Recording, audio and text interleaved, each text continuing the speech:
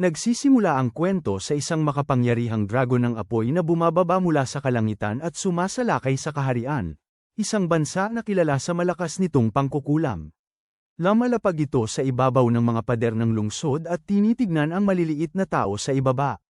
Agad na lumaban ang kaharian gamit ang pinagsama-samang pagbuhos ng mahika, ngunit hindi man lang natinag ang dragon ng apoy.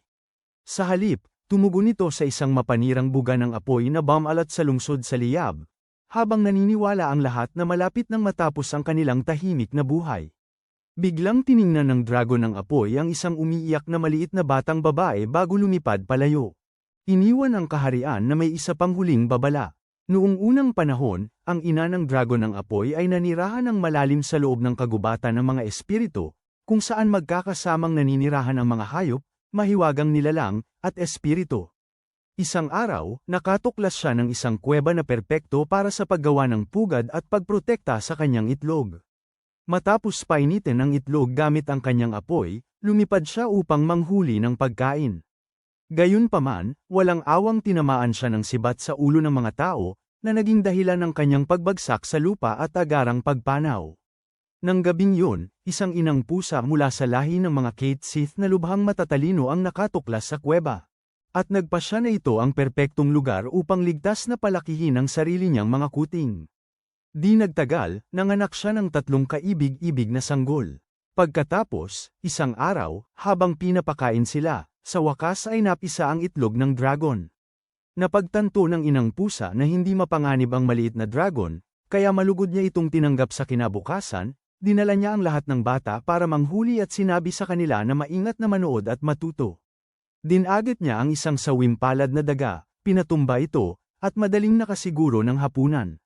Di nagtagal, ang matatalinong Kate Sith na sanggol ay nakakagamit na ng iba't ibang uri ng mahika sa pamamagitan ng kanilang mga buntot, habang ang sanggol na dragon nahihirapang makasunod. Nang lumaon, namangha ang lahat sa maliit na dragon nang lumipad ito gamit ang mga pakpak nito, ngunit bigla itong umubo ng maliit na buga ng apoy bago bumagsak sa lupa.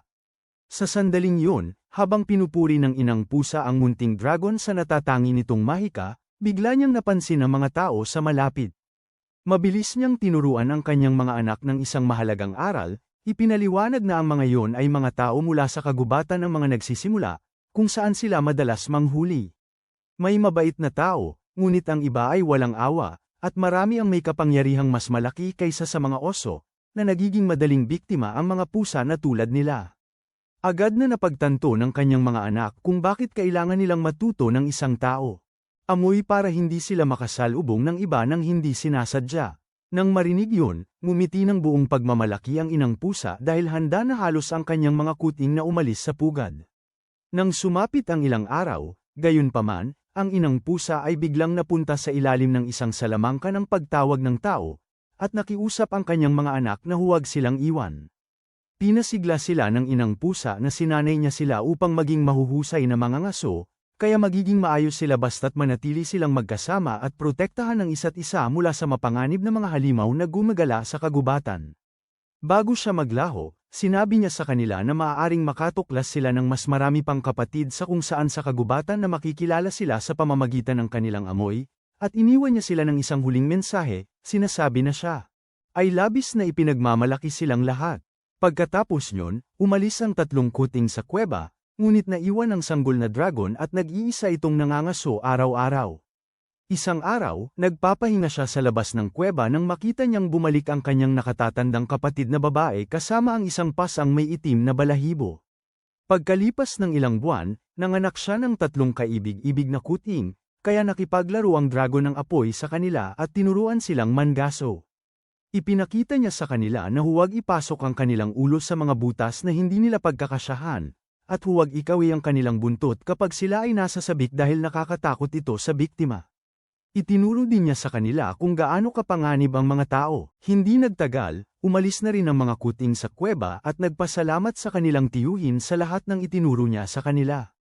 Kinabukasan, dumating ang isang puting pusa na may amoy ng kanyang mga kapatid. Ipinaliwanag niya na sinabi ng kanyang ama sa kanya na makakahanap siya ng ligtas na lugar para palakihin ang kanyang mga sanggol kung pupunta siya sa kuweba ng kapatid nito dahil ito ay isang pasang may malaking pakpak at malaking puso na tiyak na tutulong sa kanya. Ang kanyang taos-pusong mga salita ay nagpaiyak sa dragon. Sa paglipas ng panahon, siya ay tumatanda at natututong makipag-usap sa mga espiritu na nagbibigay sa kanya ng katotohanan na hindi pala siya pusa. Agad niyang sinabi sa kanyang mga kapatid na isa talaga siyang mahiwagang nilalang.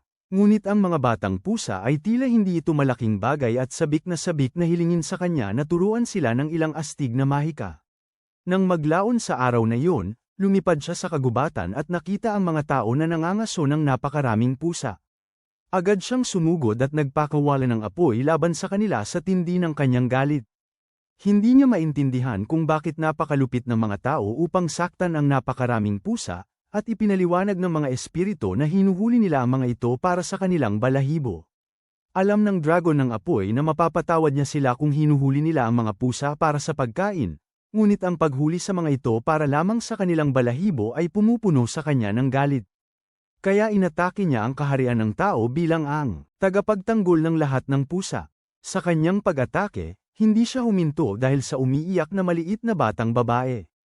Sa halip, napansin niya ang isang puting pusa na kamukha ng kanyang mga kapatid. Kaya binigyan niya ang mga tao ng huling babala na kakaharapin nila ang kanyang matinding galit kung mangangaso sila ng pusa para sa anumang dahilan maliban sa pagkain bago lumipad pabalik sa kagubatan. Makalipas ang maraming buwan, inilagay ng mga katulong ng prinsipe sa kama ang prinsipe, ngunit hindi siya makatulog, kaya tahimik siyang lumabas ng palihim sa kanyang silid at nagsimulang magsanay ng kanyang mahika. Iwinasiwas niya ang kanyang espada at sinubukang sunugin ng isang dahon, ngunit nabigo siya kaya. Nang masama kaya isang pusa ang lumapit para panoorin siya. Ang prinsipe ng kaharian, na ipinanganak na may napakahinang kapangyarihang mahika, ay sumuko matapos mapagtanto na hindi pa rin gagana ang spell. Gayunpaman, lubos siyang nabighani nang mapansin niya ang cute na pusa na nakaupo sa tabi niya at masayang binigyan ito ng walang tigil na pagkakamot sa ilalim ng baba. Dahil dito, binigyan niya ang spell ng isa pang subok at sa wakas ay nasunog ang dahon hanggang sa matusta. Kaya pareho silang ipinagdiwang ang malaking sandali ng magkasama. Nang mapansin niya ang pusa na sumusuporta sa kanya, nag-usisa siya kung ito ay galing sa kagubatan, naaalala ang sinabi ng kanyang mga guro na anumang kagubatan. Dapat ibalik ang pusa ng may pag-iingat, dahil wawasakin ng mga imperial na dragon ang buong kaharian kung kahit isa sa kanila ay masaktan. Dahil sa takot, pinakawalan niya ang pusa at umasa siyang ligtas itong makakabalik sa gubat ng mag-isa. Kinabukasan, hindi niya makita ang pusa kahit saan at napagtanto niyang umuwi na ito. Gayunpaman, nang gabing iyon ay nakita niya ang pusa na naghihintay sa eksaktong parehong lugar at nagsimulang magsanay muli ng kanyang mahika, ngunit nagpakita lamang ng kapalpakan sa harap ng bago niyang kaibigan. Sa kabila nito, tumanggi siyang sumuko at patuloy na sumubok hanggang sa wakas ay masunog ng husto ang maliit na dahon, na ipinagpalakpak ng pusa bilang pagpapahalaga. Pagkatapos nyon, gabi-gabi nang pinapanood ng pusa ang prinsipe habang nagsasanay ito ng kanyang mahika, at naging matalik na magkaibigan ang dalawa sa lahat ng masasayang sandaling kanilang pinagsamahan kaya nagsimula ng kausapin siya ng pusa sa salita. Isang gabi, bumalik ang pusa na may dalang pulang berry mula sa kagubatan, kaya pinasalamatan ng prinsipe ang kanyang kasama sa regalo sa pag-aalok sa kanya ng cookies na palihim niyang kinuha mula sa kusina ng palasyo. Masayang kumain ang dalawa hanggang sa isang cookie na lang ang natira, kaya sinabi ng prinsipe sa kanyang kasama na kainin ang huling isa. Sa halip, inangat ng pusa ito sa hangin at malinis na hinati ito. Sa dalawang perpektong kalahati gamit ang mahika ng hangin. Ang tanawin ay lubos na ikinamangha ng prinsipe, at nangako siyang magsisikap pa ng husto hanggang sa maging kahanga-hanga rin ang sarili niyang mahika, habang may isang tao sa anino na tahimik na nagmamanman sa dalawa. Kinabukasan, nag-isip ang hari kung ano ang dapat niyang gawin matapos marinig na naging kaibigan ng prinsipe ang isang katsif mula sa kagubatan. Kinumpirma niya na hindi pinipilit ng kanyang anak ang pusa na manatili dahil niligtas na ng imperial na dragon ang kaharian noon, at wala itong dahilan upang umatake kung ipapaliwanag niya na simpleng kaibigan lamang ng kanyang anak ang pusa. Sa sandaling yun, nag-ingay ang mga kampana ng alarma sa buong kaharian habang bumababa ang dragon. Mula sa langit muli, lahat ng mga sundalo at inosenteng mamamayan ay agad na lumayo kung pinahahalagahan nila ang kanilang buhay. Sa sandaling yun, lumapit ang kaibigang pusa ng prinsipe sa dragon, at nagsimula silang mag-usap gamit ang mga ngiyaw, na nagpaiwan sa mga sundalo na lubos na nalilito sa kanilang sinasabi. Isang matapang na sundalo ang nagsabing naiintindihan niya sila ng kaunti, at ipinaliwanag na gusto ng pusa na turuan ng mahika ang isang batang tao. Habang nagulat ang dragon na nakatira siya sa isang lungsod ng mga tao para lang tulungan ang prinsipe, ipinagtanggol ng pusa na ang bata ay lubhang mahina sa mahika kaya gusto niyang tulungan ang bata. Nang galit na ipinaalala ng imperial na dragon sa kanyang pamangkin na binalaan niya ang lahat na ang mga tao ay mapanganib na mga hayop, ikinakatwiran ng pamangkin niya na kaibigan niya ang prinsipe. Sakto namang dumating ang prinsipe sa lugar, at masayang ipinakilala ng pusa ang kaibigan niya sa tiyuhin niya. Nang makita yon, biglang naalala ng dragon na may pusa ring nagprotekta sa mga tao nung huli niyang sinugod ang kaharian. Hindi makapagsalita ang imperial na dragon nang ulitin ng pusa ang sariling aral ng tiyuhin niya na ang mga kaibigan ay dapat laging pahalagahan, at kung lumaki ang prinsipe para maging hari, ay igagalang at pahahalagahan niya ang lahat ng pusa bilang kapalit. Nang marinig yun, mahinhin na sumagot ang imperial na dragon na hihingi niya sa hari ng tao ang pahintulot at iwan ang desisyon sa kanya. Pagkatapos yun, lumilikha ang dragon ng isang dambuhalang bilog ng mahika sa lupa na bumabalot sa kanya ng nakakasilaw na ilaw, at literal na binabago siya sa isang pusa na may pakpak. Pagkatapos ay inutusan niya ang mga sundalo na maghatid ng mensahe sa wika ng tao na nais niyang makilala ang dahil doon, patungo ang prinsipe at ang dalawang pusa sa silid ng hari, kung saan walang takot na nilapitan ng hari ang dragon at umupo sa tabi nito. Pagkatapos nilang formal na magpakilala, sinabi ng hari na isa sa mga pusa ng dragon ang nagbabantay sa kanyang anak. Sumagot ang dragon na ang pusa ay isa sa kanyang mga pamangkin, na personal niyang tinuruan kung paano mangaso at gumamit ng mahika. Pagkatapos ay ipinaliwanag niya na ang kanyang pamangkin ay kung paano nakipagkaibigan sa prinsipe at nais siyang turuan ng mahika. Ngunit papayagan lamang niya ito kung papayagan ito ng hari. Nagulat ang hari dahil ang paggamit ng mahikang pusa ay itinuturing na isang maalamat na lihim sa pangkukulam, kaya ang pagtuturo nito sa prinsipe ay maaaring mga hulugan sa huli ng pagkalat ng kaalamang iyon sa buong kaharian. Sa kanyang pagkagulat, walang problema ang dragon doon dahil natutunan din niya ang mahika mula sa mga espiritu, at sino mang makakakausap ng mga espiritu ay maaaring gumamit ng mataas na antas ng mahika. Ang haring tao ay natigilan, dahil ang mahika ng espiritu ang pinakadakilang sikreto sa lahat ng panggagaway. Sapat na makapangyarihan upang ibahin ang balanse ng kapangyarihan sa pagitan ng buong mga bansa. Taos-puso siyang nagpapasalamat sa imperial na dragon para sa kanyang kabutihang loob, na nag-iiwan sa dragon na nalilito kung bakit patuloy siyang tinatawag na ganoon dahil, sa kanyang paningin, wala siyang iba kundi isang dragon na bumubuga ng apoy. Ipinaliwanag ng hari na ang imperial ay ang pinakamataas na titulo na ginagamit ng mga tao upang bigyang karangalan ang isang dragon na nakahihigit sa lahat. Gayunpaman, sinabi ng dragon na mas nababagay sa kanya ang pasang dragon dahil nabuhay siya bilang isang pusa simula pa ng araw na siya'y ipinanganak. Pinagtawanan ng hari ng mga tao ang nakakatawang titulo at masayang pumayag. Mula noon, natuto ng mahika ang prinsipe mula sa kanyang matalik na kaibigan at, nang maging hari, ipinasa ang kaalamang iyon sa kanyang mga tao. Mula noon din, isang pusa mula sa gubat ang bumibisita tuwing may ipinapanganak na prinsipe o prinsesa upang makipaglaro sa kanila at turuan sila ng mahika ng espiritu.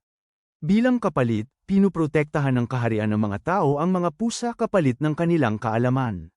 Samantala, ang dragon ay patuloy na namumuhay ng mapayapa sa gubat at pinapalaki ang kanyang lumalaking pamilya ng mga pusa. Sa kabilang banda, nang ipatawag ang inang pusa ng isang tao, lumitaw siya sa harap ng isang mahiyain na blondeng babae sa isang paaralan ng mahika. Binati ng guro ng babae ang babaeng kinakabahan sa matagumpay na pagtawag ng isang catsith at hiniling sa kanya na ipaliwanag sa kanyang bagong pamilyar kung nasaan siya. Ngunit, sobrang mahiyain ang babae kaya't nagsimula siyang manginig mula ulo hanggang paa sa sandaling umiyaw ang inang pusa. Nang makita yon, natanto ng inang pusa na ang babaeng ito ay nangangailangan ng mas marami pang tulong kaysa sa kailangan ng sanggol na dragon. Di nagtagal pagkatapos noon, ipinaliwanag ng babae na ang lahat sa paaralan ay nagsasanay kung paano tumawag ng mga pamilyar. Ngunit sa hindi malamang dahilan, isang baguhan na tulad niya ay nagtagumpay sa unang subok. Kahit na ang iba ay nahirapan sa loob ng maraming araw, nagtataka pa nga siya kung ang lahat ay panaginip lamang, na nagpaparamdam sa inang pusa na ang kanyang kumpiyansa sa sarili ay nasa pinakamababang antas. Sa sandaling yun, nagpasya siyang kailangan niyang alagaan siya ng napakabuti, dahil ang iba pang kuting ay halos malalaki na. Naniniwala siya na kapalaran na siya ang ipinatawag dito upang palakihin ang kawawang batang babae na ito. Kaya tinanong ng inang pusa ang pangalan nito at ipinakilala ng maliit na mangkukulam ang kanyang sarili bilang Ann Rosa. Pagkatapos na sabihin ng kanyang familiar sa kanya na iwanan sa kanya ang lahat at magtuon sa kanyang pag-aaral, si Ann ay bumagsak sa lubos na pagkagulat matapos marinig. Nagsasalita ang pusa at nakakakuha ng ilang cute na haplos sa ulo para gisingin siya. Nang araw ding yun, nakipagkita si Ann sa bago niyang familiar pagkatapos ng klase, nakaagad siyang hinayla patungo sa lugar ng pagsasanay. Sinimulan ni Ann ang aralin sa pamamagitan ng paggamit ng ice needle, lumilikha ng maliit na tipak ng yelo na dahan-daang lumulutang patungo sa dingding bago ito walang pinsalang tumalsik. Tuwang-tuwa si Ann sa kapangyarihan nito, ngunit napagkamala nito ng kanyang familiar na merienda at sinimulang nguyain na parang ice cream, naiwan ng dalaga na lubos na nahihiya habang ipinapaliwanag niyang dapat ay panlaban na mahika yun. Nabatid na kailangan ni Ann ng wastong pagpapakita. Ang inang pusa ay itinaas ang buntot niya at nagpakawala ng kidlat na nagpatalsik sa batang mangkukulam. Matapos ipaliwanag na ito ay isang simpleng salamangka lang na ginagamit niya para pamanhiden ang mga kalaban nang hindi sila seryosong sinasaktan, sinabi ng inang pusa kay Ann na subukan ito.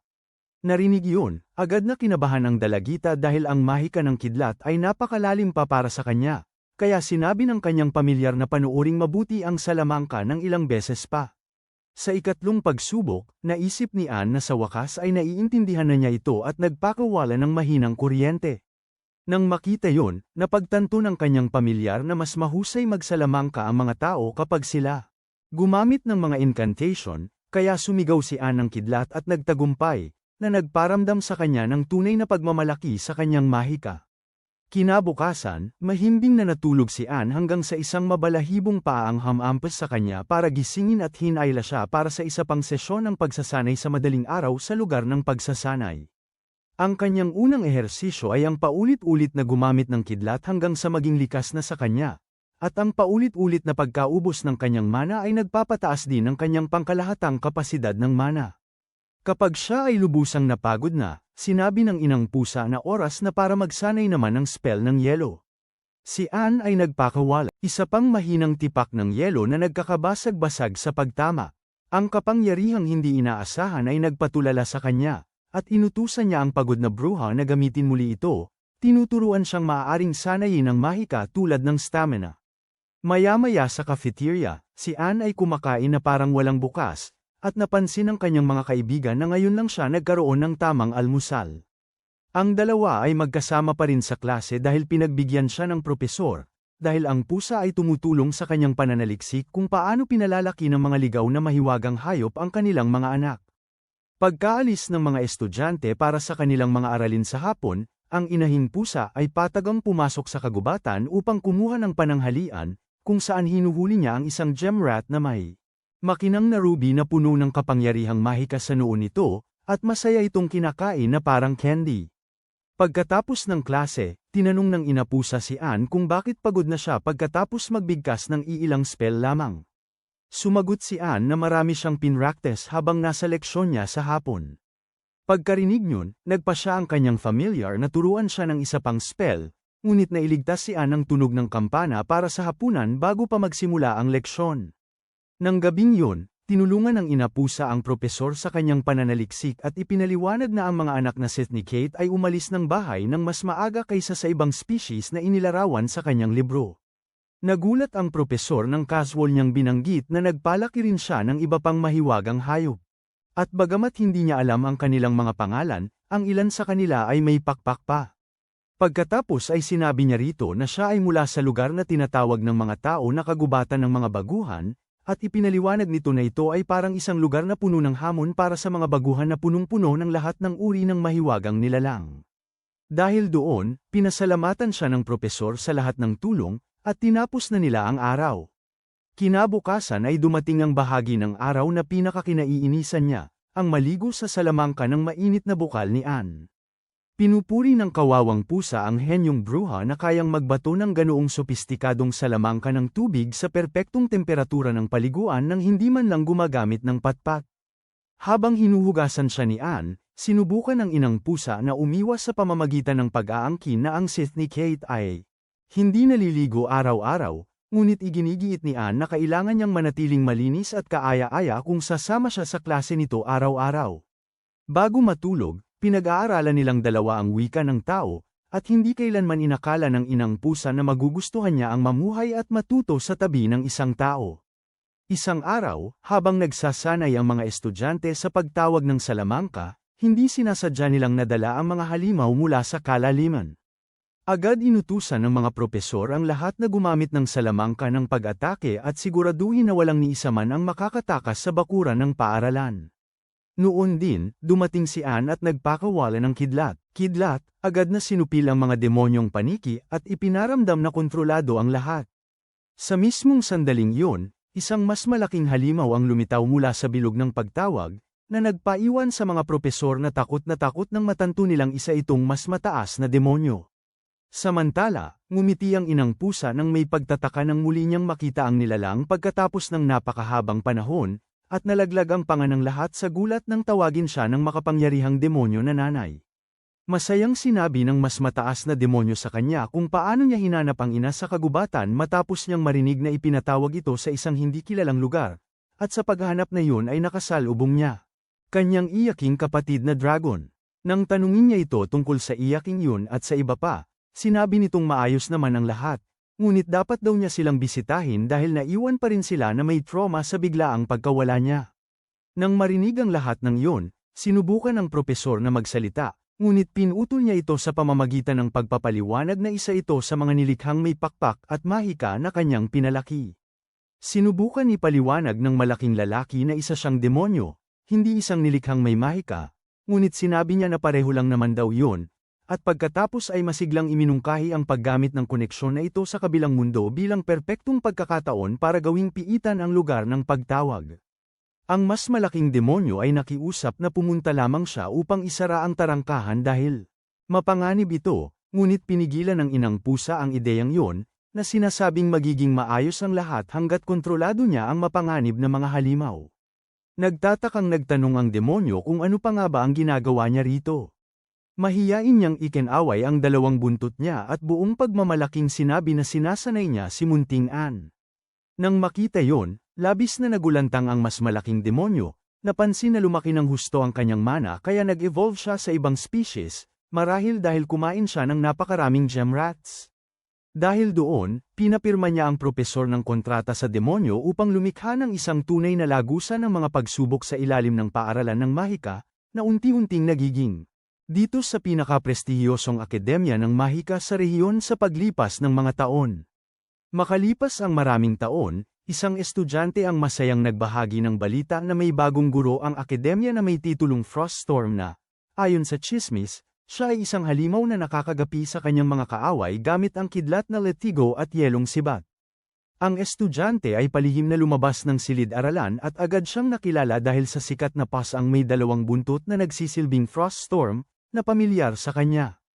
Kalaunan sa araw na yon, ang inang pusa ay masayang muling nakasama ang propesor, na ngayon ay punong guro na ng akademya. Nagtanong siya tungkol sa silid-ilalim at pinasalamatan siya sa pag-aalaga ng maayos sa kanyang maliit na demonyo. Pasaway sa kabila ng kanyang nakakapangilabot na ugali. Narinig yun, biglang lumitaw ang mas nakatataas na demonyo sa isang kaibig-ibig na anyo at nagtanong kung ano sa impyerno ang ginagawa niya roon. Nasaktan siya na yun ang mga unang salita na sinabi niya sa kanyang ina pagkatapos ng mahabang panahon. Habang nakatitig ng gulat ang iba pang guro ng salamangka sa maliit na anyong pusa ng mas nakatataas na demonyo, nang ibunyag ng inang pusa na dumalaw siya sa kanya, nagreklamo ang mas nakatataas na demonyo na ang daan patungo sa kanyang pinakamalalim na silid ay puno ng mapanganib na halimaw. Lalo lang siyang nasaktan dahil hindi siya isang mahina at matandang babae na hindi kayang harapin ang ilang halimaw. Hindi lang yun, bastos pa siyang pinutol din ang usapan niya sa principal. Habang humihingi ng paumanhin ang inang pusa para sa pag-uugali ng kanyang anak na walang kwenta, mabilis niya itong hinayla papunta sa kanyang silid sa isang nakakubling bahagi ng lugar, kung saan sinabi niya rito na plano niyang manirahan muli sa akademya. Narinig yun, nagmakaawa siya rito na huwag siyang tratuhin na parang kanyang munting anak sa harap ng mga estudyante dahil may ipinagmamalaki siyang imahe na kailangan niyang panatilihin. Pumayag siya, ngunit ang mayabang na ngiti sa kanyang mukha ay nagpapahiwatig na hindi siya seryoso tungkol doon. Kalaunan, tinipon ng principal ang lahat ng estudyante sa labas upang ipakilala ang kanilang bagong guro. Gayunpaman, ang kanilang pagkasabik ay nagpanerbiyos kay Anne kaya't siya ay nanigas sa kinatatayuan na parang isang eskulturang yelo. Ang kanyang pamilyar ay humingi ng paumanhin sa lahat at ipinaliwanag na maaaring mahiyain si Anne, ngunit siya ay isang henyo pagdating sa pagtuturo ng mahika. Idinagdag din niya na kung mayroon pa ring hindi nakakaintindi ng mga aralin, malugod silang tinatanggap na lumapit sa kanya para sa may sensinang pagsasanay. Ang nakakatawang komentong yun ay nakatulong kay Anne na kumalma ng sapat upang tuluyan ng ipakilala ang sarili. Makalipas ang ilang araw, tinanong ng isa sa mga estudyante ni Anne kung bakit hindi siya makalampas sa ika-17 palapag, kahit na medyo mahusay ang kanyang mahika. Ipinaliwanag ni Anne na kahit mahusay siyang gumamit ng mahika, napakaliit pa rin ang kanyang kapasidad ng mana. Umiyak ang estudyante na wala ng pag-asa para sa kanya, ngunit tinuturuan siya ni Anne na ang mahika ay maaaring sanayin tulad ng tibay. Inamin niya na mas malala pa ang sarili niyang kapasidad sa mana, kaya nagsanay siya tuwing umaga bago mag-almusal hanggang sa bumagsak siya sa pagod. Kinabukasan, nagulat ang estudyante nang makita si Anne na naghihintay na sa lugar ng pagsasanay upang magsasanay ng mahika kasama niya. At napaluha siya na ang kanyang guro ay maglalaan ng oras upang tulungan ang isang bigong walang pag-asa. Sumabat si Inang Pusa upang palakasin ang loob ng dalaga at ibinunyag na dati ay isang mahina si Anne na ang mga karayom niyang yelo ay mas mukhang mga bloke ng yelo, ngunit ang kanyang pagsasanay na Spartan at ang sipag ni Anne ang nagpabuti sa kanya bilang isang mahusay na mahikiro ng korte. Mula ng araw na yon, nagsasanay si Anne kasama ang kanyang estudyante. Tuwing umaga, nang matuklasan ng mga kaibigan ng dalagita ang kanyang hindi patas na lihim na sesyon ng pagsasanay, masaya rin silang sumali.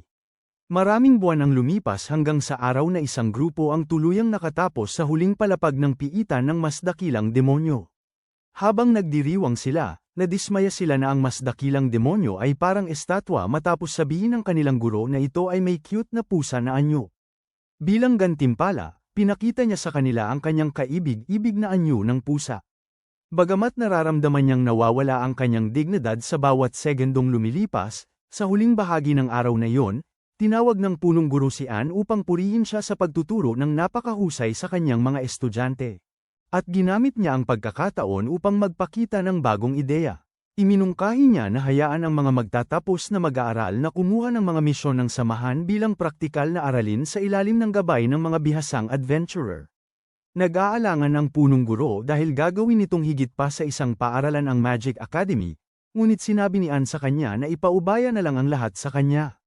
Dahil dito, inorganisa niya ang kauna-unahang field exercise, kung saan ang mga estudyante ay sumabak sa kagubatan kasama ang mga bihasang adventurer, habang ang kanyang rescue team ay nanatiling nakahanda, handang kumilos kapag pinasabog ang flare ng kagipitan. Doon mismo, nakita niya ang isa sa mga yon, sumisiklab at agad na nag-teleport palayo upang tumulong. Paglubog ng araw, lahat ay ligtas na nakabalik. Ngunit bigo ang mga estudyante ni Anne na hindi sila nakahuli ng kahit isang mahiwagang hayop tulad ng ibang grupo.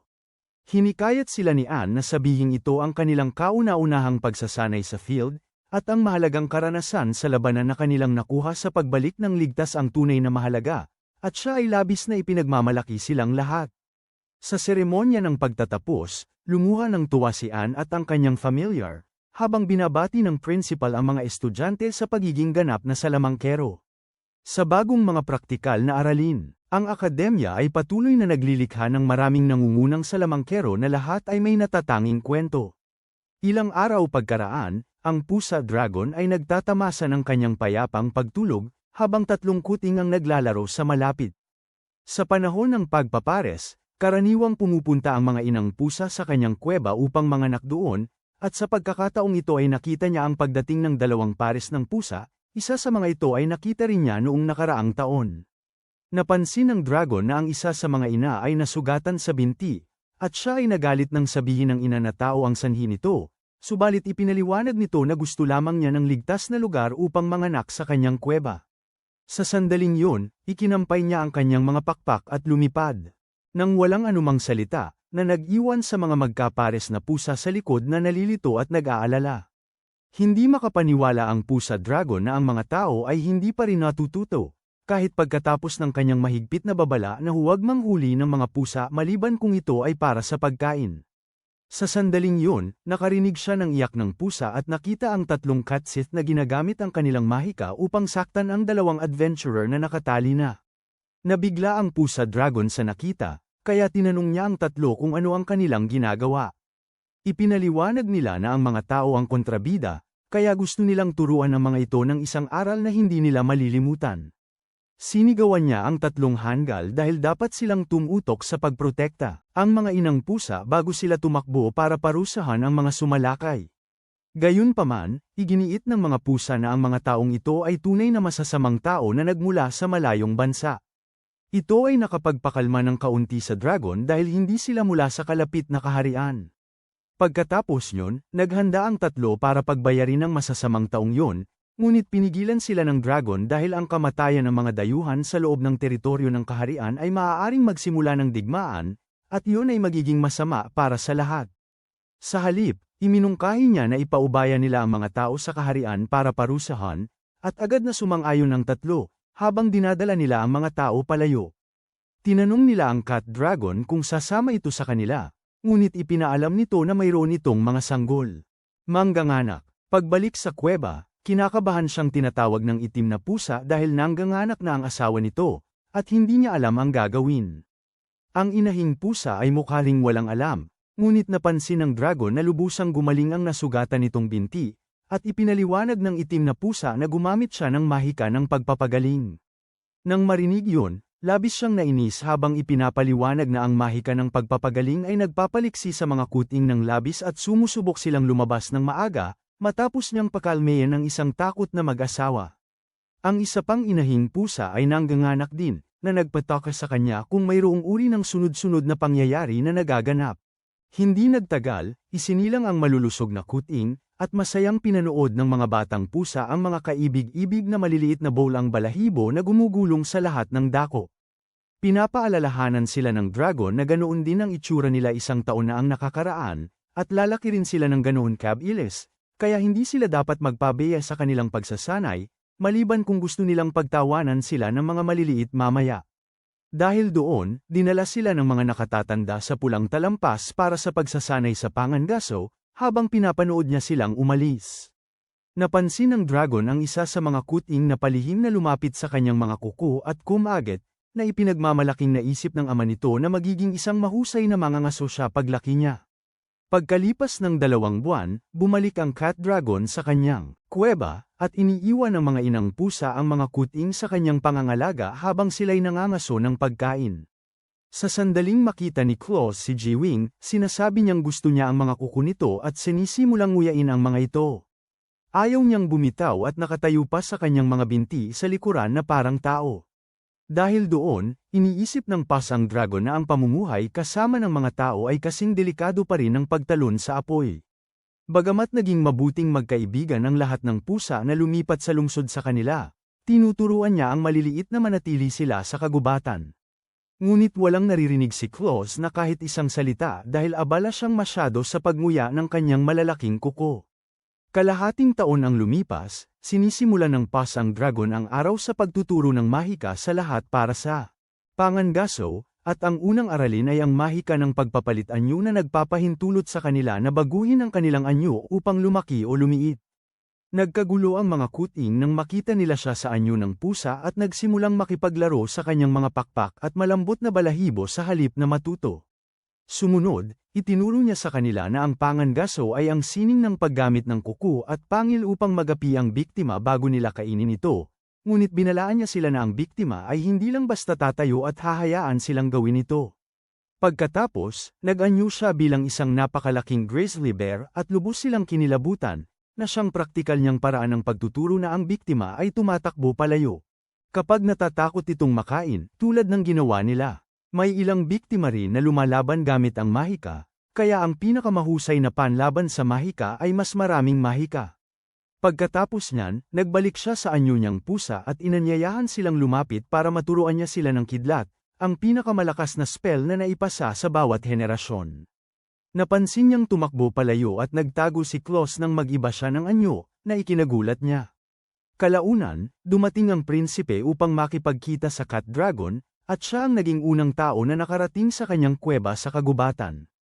Litong nagtanong ang mga kuting kung ano ang dalawang paang nilalang, kaya ipinaliwanag ng kanilang ama, na siya ang prinsipe ng kaharian ng tao. Nagtataka ang kanyang anak kung bakit hindi siya nakakaramdam ng takot sa tao, kaya ipinaliwanag ng kanyang ama na may ilang taong kaibigan.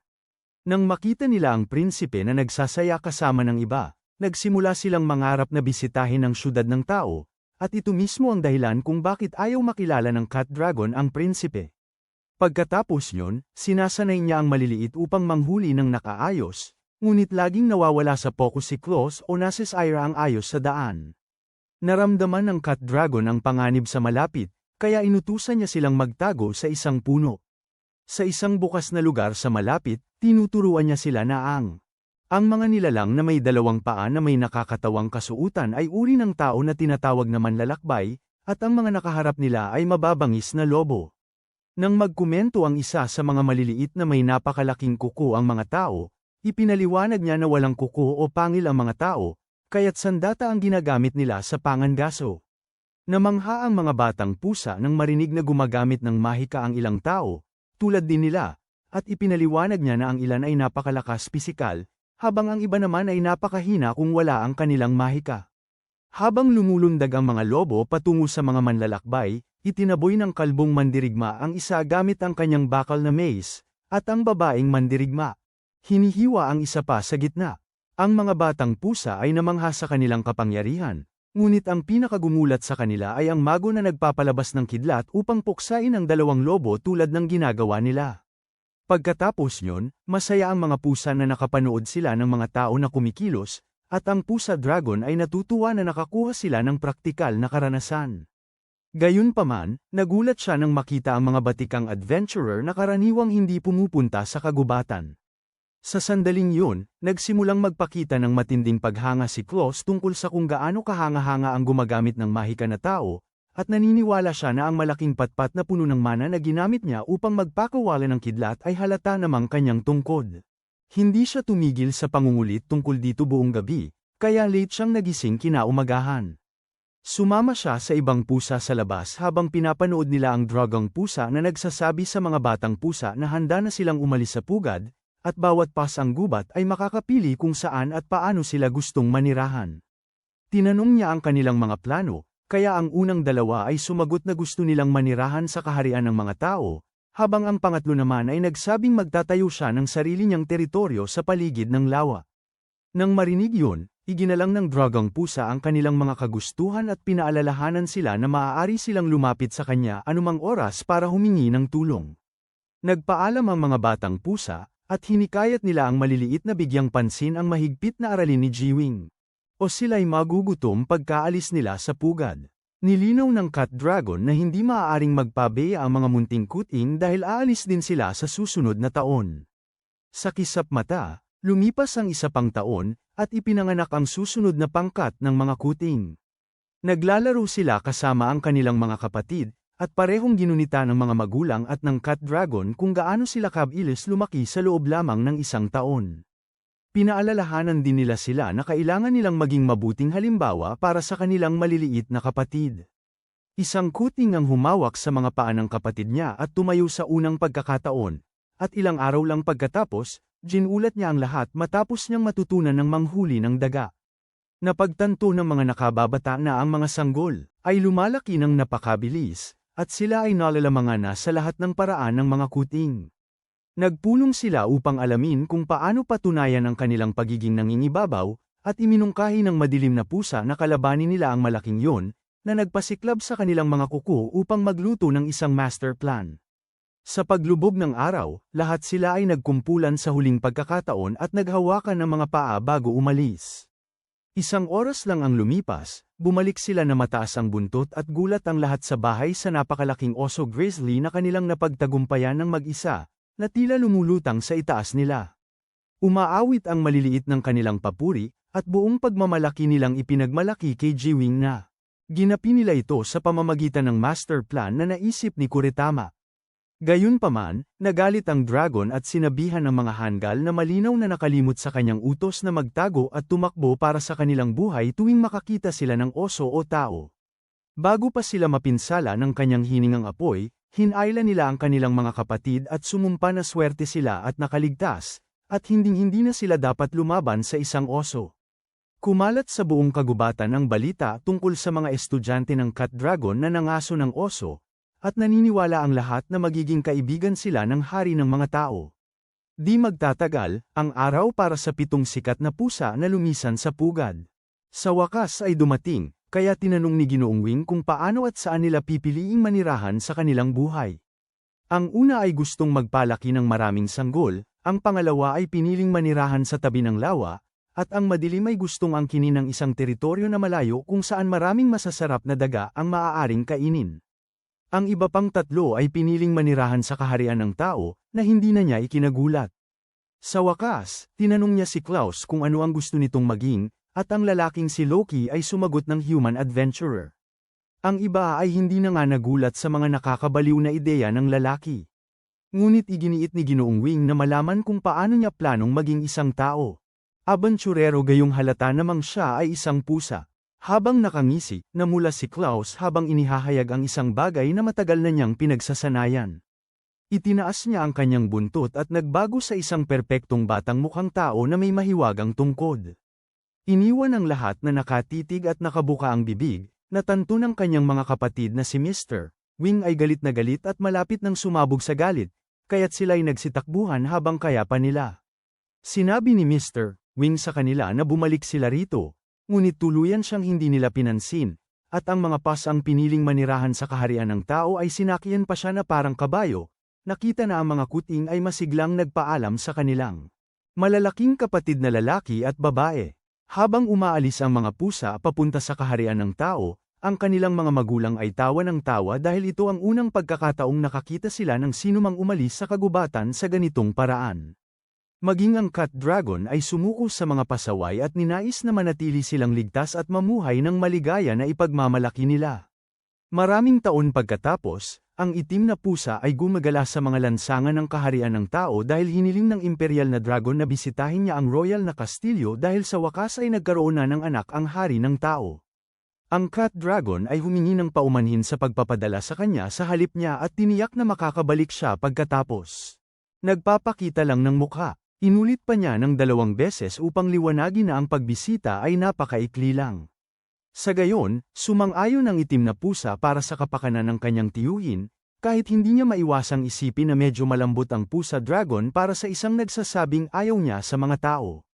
Sa sandaling yun, napagtanto niya na ang lahat ng pusa at tao ay sumusunod sa parehong schedule, kaya tulog na ang lahat, at wala siyang mapagtatanungan ng direksyon.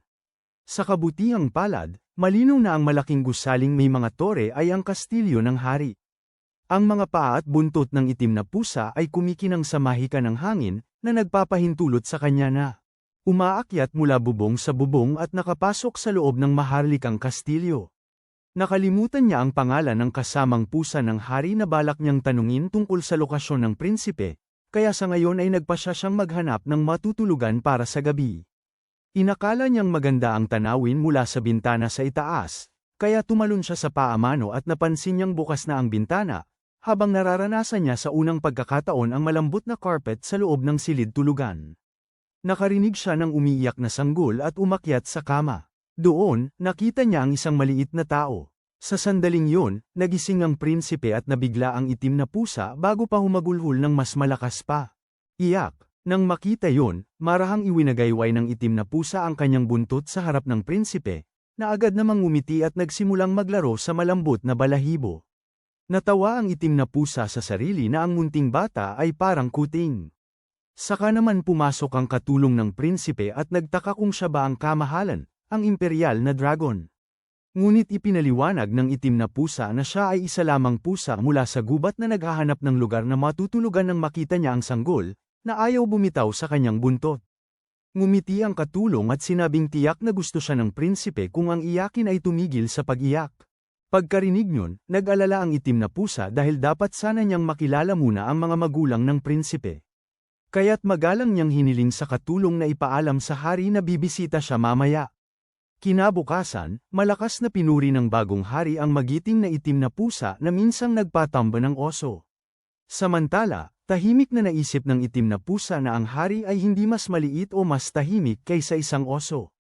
Pagkatapos ng mga pagpapakilala, tinanong ng hari kung gusto ng itim na pusa ang kanyang anak, ngunit sumagot ang itim na pusa na hindi siya makapagpasya hanggat hindi niya nakikita kung anong uri ng bata ang magiging prinsipe paglaki nito. Tumawa ang hari at sinabing iyon ay kabaligtaran ng kung paano niya unang nakilala ang kanyang sariling. Kasama niyang pusa, saka nagmungkahi na manatili si Lord Black Cat sa tabi ng prinsipe bago siya magdesisyon. Idinagdag niya na hindi niya igigiit na siguradong magugustuhan ni Lord Black Cat ang bata, dahil tanging mga mangmang na magulang lang ang nagsasabi ng ganoong mga bagay. Ang malaking ngiti ng hari at ang nakakapanatag ng ngiti ng kanyang kasamang pusa ang nagpabigay sa itim na pusa sa ilalim ng panggigipit.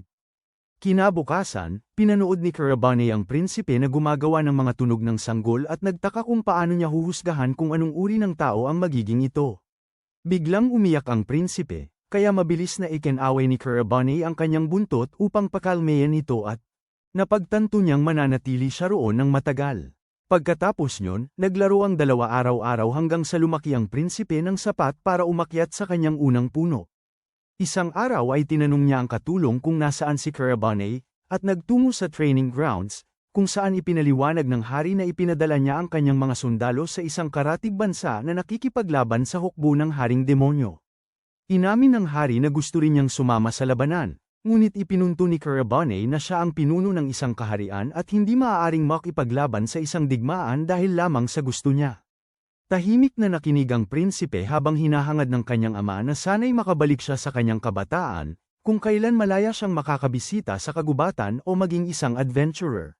Nang marinig yun, tumawa si Carabane at pinaalalahanan ng hari kung paano siya dati gumagala sa kagubatan para lang habulin ng mga oso. Kinumpirma ng hari na yun mismo ang dahilan kung bakit niya alam kung gaano kahanga-hanga para sa isang pusa ang makahuli ng oso. Sinabi ng kasamang pusa ng hari sa kanilang anak na ang itim na pusa ay isang dakilang bayani sa mga Sith na pusa dahil wala pang ibang pusa ang nakahuli ng oso noon. Mapagpakumbabang sumagot si Carabane na hindi niya yun ginawa ng mag-isa, na nagtulak sa kasamang pusa ng hari para masiglang magtanong kung siya ay isa sa mga maalamat na 7 pusa. Narinig ang lahat ng iyon, hiniling ng prinsipe sa kanya ng mas mahirap na hamon kaysa sa pag-akyat sa puno, kaya inasar siya ni Carabane para tingnan kung kaya niyang pigilan ang sarili sa paglalaro ng kanyang buntot.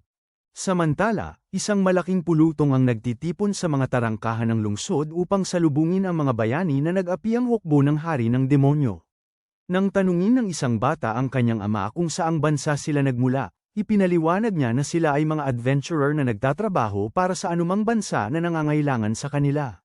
Sa loob ng kastilyo ng hari, masiglang pinapanood ng prinsipe ang hari na nagsasagawa ng seremonya upang batiin ang mga bayani, ngunit nagulat si Carabane nang makita niya si Kir Itama na nakatayo sa piling ng mga adventurer. Ibig sabihin, ang pangarap ng kanyang kapatid na maging isang adventurer ay sa wakas natupad na, kaya't maaari na niyang kalimutan ang tungkol sa pagiging siya ang tatalo sa hari ng demonyo. Nang gabing yun, hinahanap ng lahat ang nawawalang prinsipe, ngunit si Carabane. Agad niyang nalaman na nagtatago ito sa puno. Ang prinsipe ay tumawa at sinabing ang katalinuhan ng kanyang kaibigan ay hindi kailanman nabibigong humanga sa kanya. Pagkatapos noon, ang prinsipe ay nagmakaawa kay Carabane na turuan siya ng mahika. Ngunit tinanggihan siya dahil hindi pinapayagan ng pagsasanay sa mahika hanggang 8 taong gulang. Ngunit hindi nadismaya ang prinsipe dahil masaya pa rin siya matapos makita ang mga tunay na adventurer na may parehong astig na aura tulad ng kanyang ama. Buong pagmamalaki niyang idineklara na magiging adventurer din siya na kasinlakas ng hari mismo, ngunit pagkatapos ay itinuwid niya ang kanyang sarili at sinabing gusto niyang maging kasinlakas ni Carabane, upang maging karapat-dapat siyang tumayo sa tabi ng bayaning pusa. Upang magawa yon, naniniwala siyang dapat siyang matuto. Mahika muna. Ang mga salitang yon ang nagpamalay sa itim na pusa na nakakita siya ng isang talagang kawili-wiling prinsipe, at sinabi niya na ang pagiging isang dakilang salamangkero lang ay hindi sapat dahil kailangan din ng mga tao ng matutulis na pangil at kuko na kanilang mga armas. Sinabi ng prinsipe na handa siyang matuto ng espada, ngunit tinuruan din siya ni Carabane na kailangan din niyang matuto kung paano magsalita tulad ng isang tunay na adventurer. Dahil doon, umalis ang dalawa sa kanilang komportabling silid sa maharlikang kastilyo at nagsimula sa isang pakikipagsapalaran. Ilang taon nang lumipas, nagulat ang buong bayan nang makita ang isang halos hubad na batang lalaki na kaladkad ang isang patay na oso sa gitna ng mga lansangan.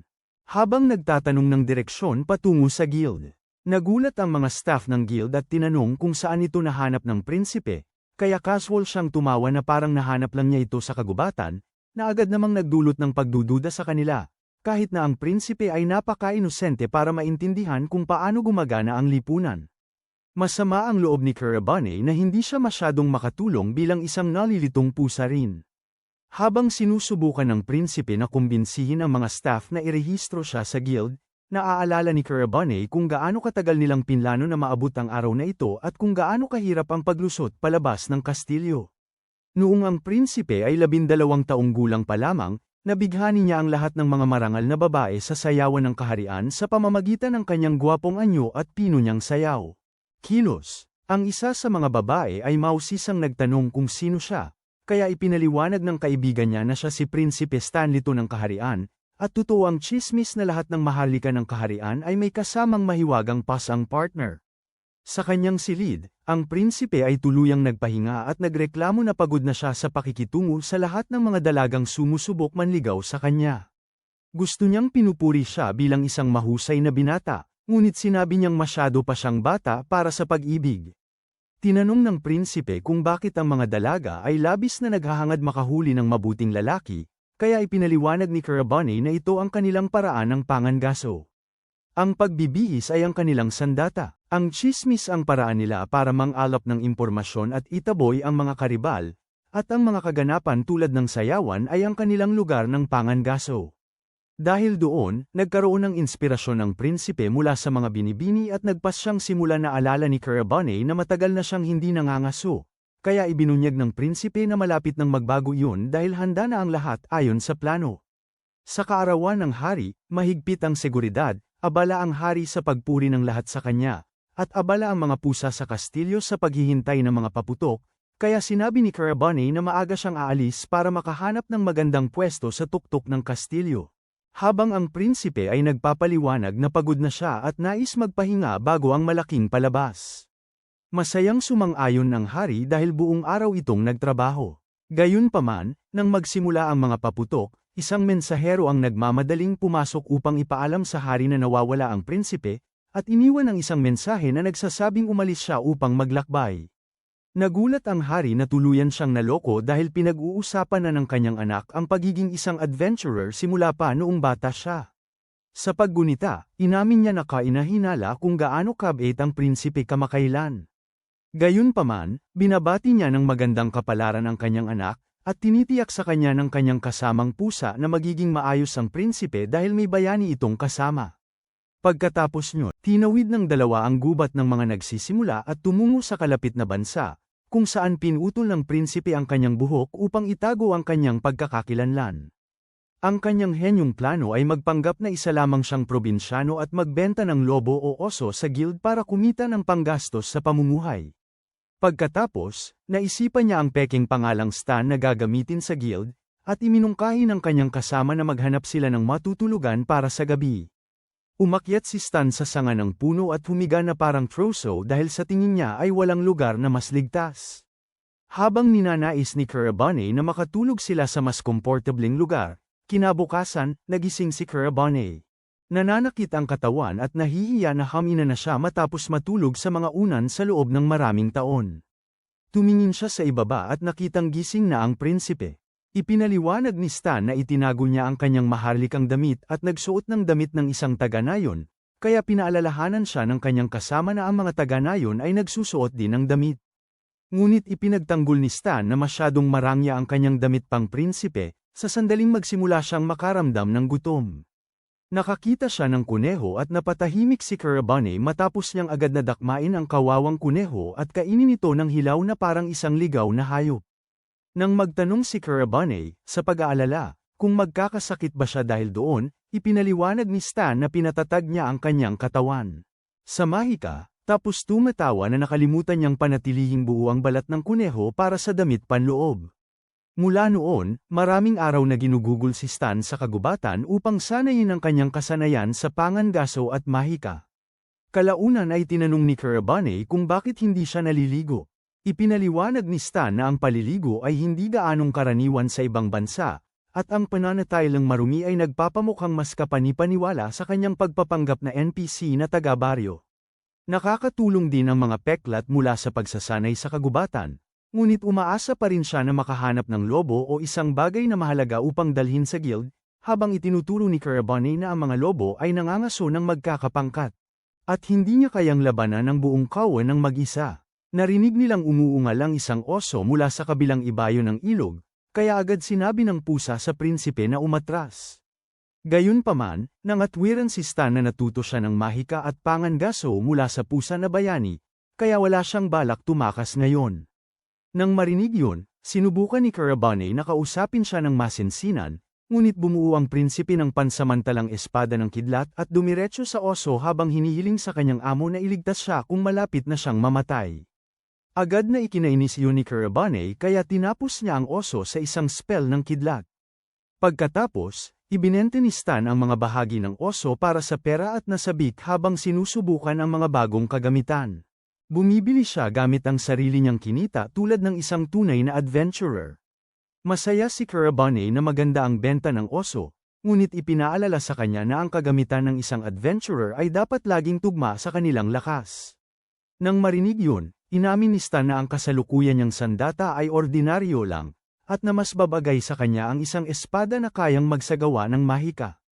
Nangako siyang magpapatuloy sa pagsasanay hanggang makahanap siya ng espada na karapat-dapat sa isang bayani, ngunit kailangan niya munang simulan ang kanyang pakikipagsapalaran. Kinabukasan, nagpasalamat si Stan sa mga tao sa kanilang mainit na pagtanggap, ngunit naghihinala pa rin ang mga taga-bayan na ang bata ay hindi isang ordinaryong baguhan. Kung tutuusin, naglalakbay siya kasama ng isang pasang Sith, kaya niyang gumamit ng mahika mismo, at may sapat na lakas. Hilahin ng isang oso gamit ang isang kamay. Sa sandaling yun, isang babae ang dumating na may dalang poster ng nawawala ng isang batang naglalakbay kasama ang isang mahiwagang pusa. Ngunit dito nagtatapos ang video na ito. Huwag kalimutang mag-like at mag-subscribe sa channel. Salamat sa panunood, at sa susunod na lang ulit.